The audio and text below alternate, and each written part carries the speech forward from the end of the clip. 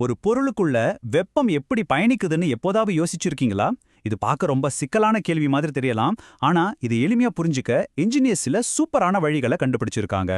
இன்னைக்கு வெப்ப பரிமாற்றத்துல பயன்படுத்துற அப்படிப்பட்ட ரெண்டு முக்கியமான ஐடியாக்களை பத்தி தான் பார்க்க போறோம். அதாவது செமி இன்ஃபைனைட் சாலிட்ஸ் அப்புறம் ஃபிளாட் பிளேட்ஸ்.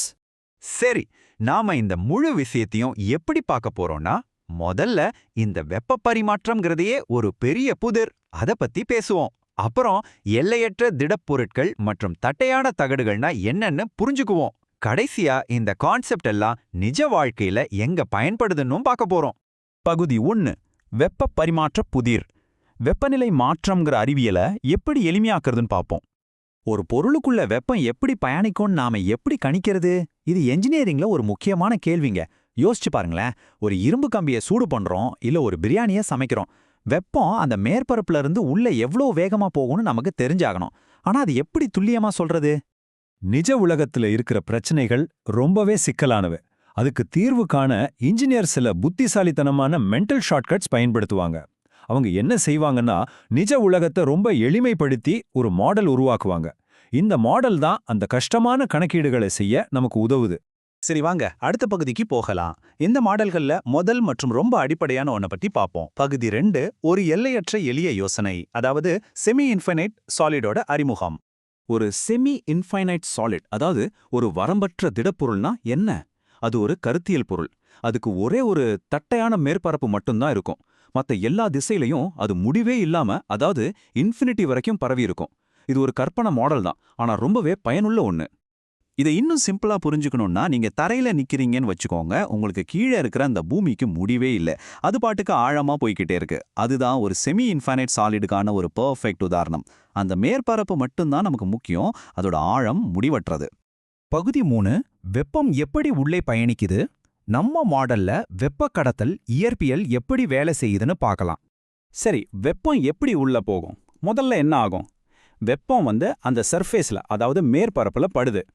பட்ட உடனே அங்க இருக்கிற சின்ன சின்ன மூலக்கூறுகள் எல்லாம் வைப்ரேட் ஆக ஆரம்பிக்கும். இந்த அதிர்வு ஒரு சங்கிலி தொடர் விளைவு மாதிரி அடுத்தடுத்து இருக்கிற மூலக்கூறுகளுக்கு அதோட ஆற்றலை கடத்திலிட்டே இருக்கும்.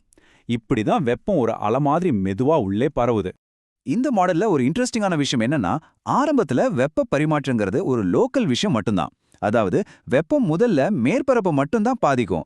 நேரம் போக போக தான் அது மெதுவா உள்ளே ஊடுருவி போகும். ஆனா அந்த பொருள் எல்லையற்றதுங்கிறதால எவ்வளவு நேரம் ஆனாலும் சரி, அதோட ஆழமான பகுதிகளுக்கு இந்த சூடு போய் சேரவே சேராது. ஏன்னா அதுக்கு முடிவே இல்லையே.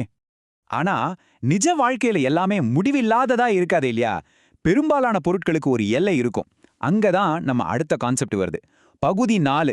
எல்லையற்றதிலிருந்து வரையறுக்கப்பட்டதற்கு, அதாவது யதார்த்தத்துக்கு எல்லைகள் தேவைப்படும் போது. ஒரு ஃபிளாட் பிளேட், அதாவது ஒரு தட்டையான தகடு. இதுக்கு அந்த செமி இன்ஃபைனைட் சாலிட் மாதிரி இல்லாம 2 இணையான மேற்பரப்புகள் இருக்கும். ரொம்ப முக்கியமா அதுக்கு ஒரு குறிப்பிட்ட அளவிடக்கூடிய தடிமன் இருக்கும். அதாவது அதுக்கு ஒரு தொடக்கமும் இருக்கு, ஒரு முடிவும் இருக்கு. இந்த டேபிளை பார்த்தீங்கன்னா வித்தியாசம் பளிச்சுன்னு புரியும். செமி இன்ஃபைனைட் சாலிட்க்கு ஒரே ஒரு மேற்பரப்பு, முடிவே இல்லாத தடிமன். ஆனா ஃபிளாட் பிளேட்டுக்கு 2 மேற்பரப்புகள், ஒரு குறிப்பிட்ட தடிமன். இதனால என்ன ஆகுதுன்னா, செமி இன்ஃபைனைட் சாலிட்க்கு நேரம் மட்டும்தான் முக்கியமான காரணி. ஆனா ஃபிளாட் பிளேட்டுக்கு நேரமும் முக்கியம், அதோட தடிமனும் முக்கியம். அதனால இங்க நீங்க புரிஞ்சுக்க வேண்டிய முக்கியமான பாயிண்ட் இதுதான். ஒரு தட்டையான தகடுல அந்த இன்னொரு பக்கம் ரொம்ப முக்கியம். வெப்பம் ஒரு பக்கத்துல இருந்து அந்த இன்னொரு பக்கம் வரைக்கும் போய் சேர முடியும். ஒரு கட்டத்துல அந்த பக்கத்தோட வெப்பநிலையும் அதிகமாக ஆரம்பிச்சிரும். இது நம்ம கணக்கீட்டையே மொத்தமா மாத்திரும். ஏன்னா அந்த 2வது பக்கம் இருக்கிறதுனால வெப்ப பரிமாற்றம் கட்டுப்படுத்தப்படுது. ஓகே, இவ்ளோ தியரி பேசணுமே, இதெல்லாம் நிஜத்துல எங்க தான் யூஸ் ஆகுது? வாங்க பார்க்கலாம். பகுதி 5. நிஜ உலகில் பொறியியல். இந்த மாடல்களை செயல்பாட்டுக்கு கொண்டு வர்றது. அப்போ இன்ஜினியர்ஸ் எப்போ இந்த மாதிரி புத்திசாலித்தனமான ஷார்ட்கட்களை பயன்படுத்துவாங்க? ரொம்ப சிம்பிள். ஒரு பொருளோட தடிமன் ரொம்ப ரொம்ப அதிகமா இருக்கும்போதோ, அல்லது வெப்பம் ரொம்ப குறுகிய நேரத்துக்கு மட்டும்தான் அந்த பொருள் மேல படும்போதும் அதை ஒரு செமி இன்ஃபைனைட் சாலிட் மாதிரியா எடுத்துப்பாங்க. இங்க பாருங்க, சில சூப்பரான நிஜ வாழ்க்கை உதாரணங்கள் இருக்கு. ஒரு கத்தியை சூடு பண்ணி டக்குன்னு தண்ணிக்குள்ள முக்கும்போது அந்த முதல் சில நொடிகள் அது ஒரு செமி இன்ஃபைனைட் சாலிட் மாதிரி தான். ஒரு தடிமனான ஸ்டேக்கை சூடான கல்ல வைக்கும்போது அதுவும் ஆரம்பத்தில் அப்படிதான்.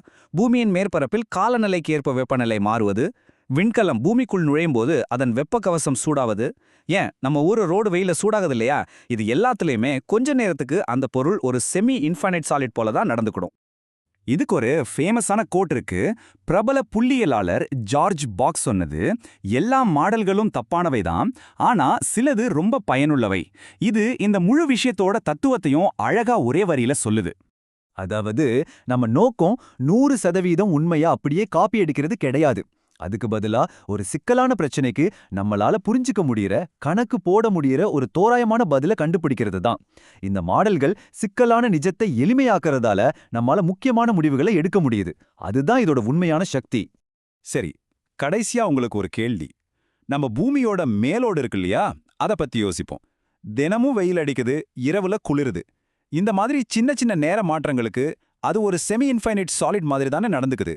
ஆனா பலாயிரம் வருஷங்கள், மில்லியன் வருஷங்கள்னு யோசிச்சு பார்த்தா பூமிக்குள்ள இருக்கிற அந்த மைய வெப்பம் ஒரு தாக்கத்தை ஏற்படுத்தும் இல்லையா? அப்போ அது ஒரு ரொம்ப தடிமனான தட்டையான தகடு மாதிரி ஆகிடுமா? இது எல்லாமே நாம எதை கணக்குல எடுத்துக்கிறோம், எவ்வளோ நேரத்துக்கு கணக்கு போடுறோங்கிறத பொறுத்துது. நீங்க என்ன நினைக்கிறீங்க? யோசிச்சு பாருங்க.